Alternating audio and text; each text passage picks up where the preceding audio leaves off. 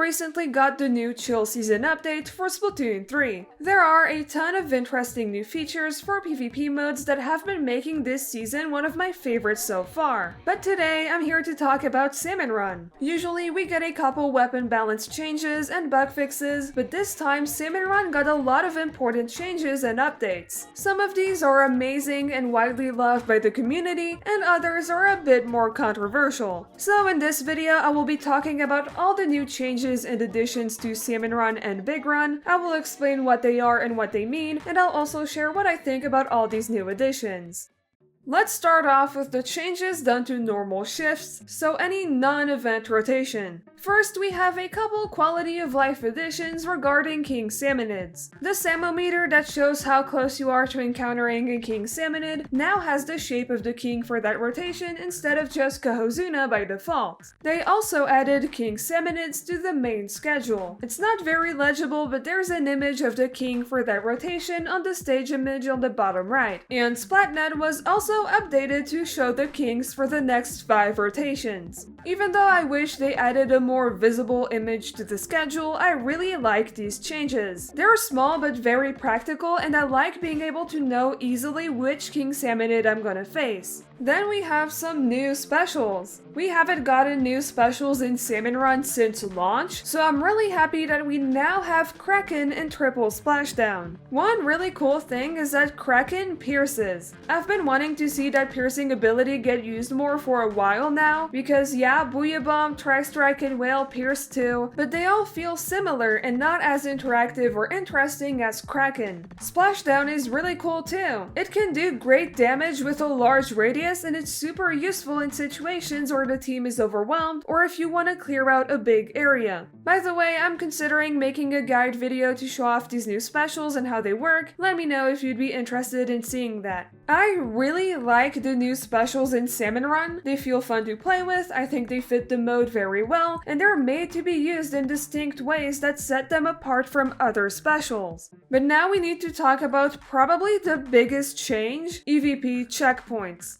Executive VP is the highest rank in Salmon Run, and it goes from 0 to 999. But now they've added checkpoints to EVP related to your stage badges. For every Salmon Run stage, you can get a normal colored badge when you reach EVP 200, bronze for 800, silver for 600, and gold for 999. Now you don't get brought back to those points exactly. If you have the bronze badge, you'll be set at EVP 200 by default. For silver, you're brought to EVP 300, and gold is EVP 400. I'm guessing they don't bring you back to the exact rank where you obtained the badge because they still wanted it to be a grind for those who want to reach max hazard level, but I still really like this change. The problem with EVP is that it took way too much time to grind to higher hazard levels, and that's just not realistic for a vast majority of players. It takes a minimum of 7 or 8 hours of pure grinding to get to 999, and that's insane. Most people cannot play for that long because they have school, jobs, or even physical problems that make them unable to dedicate 10 hours to playing Salmon Run. But outside of those accessibility reasons, it's also nice to be able to reset to a skill level you're comfortable with players who know how to handle it. Getting back to 200, 300, or 400 guarantees that your teammates will be at a similar skill level, so games will naturally go more smoothly. I like this change because it actually helps you save time, and everyone in EVP can be paired with people that are actually at their level. From my experience, checkpoints have been really nice. I love being able to automatically be at a hazard level I'm comfortable with. These changes to normal shifts may not seem crazy, but they have an impact and improve the overall Salmon Run experience a lot. I'm very pleased with these additions, and it makes me motivated to play this mode even more.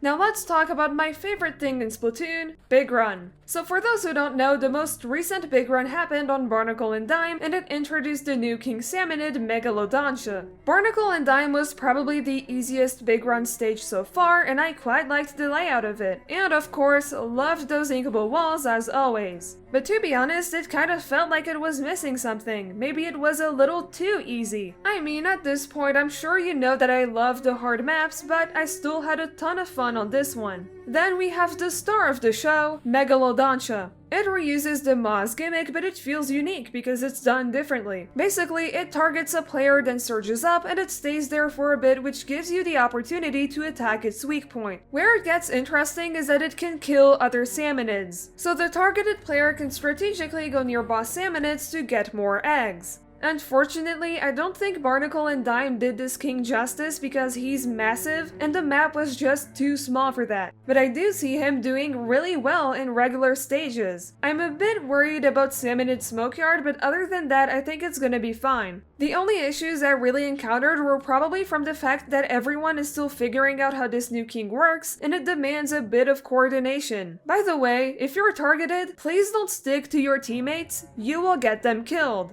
But now we have to talk about probably the most controversial thing in this video, the new ranking system. Before the most recent big run, rankings got calculated with percentages. Bronze rewards for top 50%, silver for top 20%, and gold for top 5%. But the problem with that is that it unintentionally drove away a lot of players who felt like gold was unreachable. Blind grinding and not knowing if your high score is enough can be stressful and sour the experience for some people. It shouldn't be this way, but I understand why people decided to play Big Run less over time, especially with gold getting higher and higher. So for this Big Run, the rankings were announced in advance. Bronze was at 85 eggs, silver at 110 eggs, and gold at 135. Many people have complained about this a lot, but I think it's good, actually. More achievable set goals erase the issues I brought up earlier. No more blind grinding and no more stress. But I think the rankings need a couple changes so everyone of every skill level can be happy. First, I think gold should be a little harder to get. Many people, myself included, got gold on their first game. So I think it would have been better if it was a little higher, maybe an additional 5 to 10 eggs. Still achievable, but tough enough to feel rewarded when you get it. But don't think the percentages are gone, they're still displayed on Splatnet. So I think they should have kept some rewards for the percentages alongside the statue in the Big Run badge. One of my ideas is a stage badge, just like the normal ones. A bronze, silver, and gold badge that represents the Big Run stage. It would be a nice extra reward for people who get in the top 50, 20, and 5% while still keeping the statue easier to get. The changes to rankings are good, but I still think they need a couple more tweaks to be great. The only negative side effect I've noticed is that people in freelance don't really want high scores anymore, because they know what gold is. I mean, it can be tough when you want to get a high score and you're putting in so much effort, but you can tell your teammates just don't really care. Other than that though, I thought this big run was great. It was really fun and I really liked the new King Salmonid, along with the ranking system.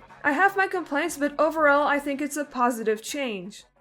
Honestly, I'm pleasantly surprised with how many good, consequential Salmon Run changes there are this season. Some things need a little work to truly be great, but they're on the right track and I'm glad the devs didn't forget about us Salmon Runners. I promise we're getting replays soon, guys, trust me. Anyway, I hope you enjoyed the video. Let me know how you feel about these changes, especially the new ranking system for Big Run. Thank you so much for watching, don't forget to like and subscribe on your way out, and I hope you have a fantastic day. Bye!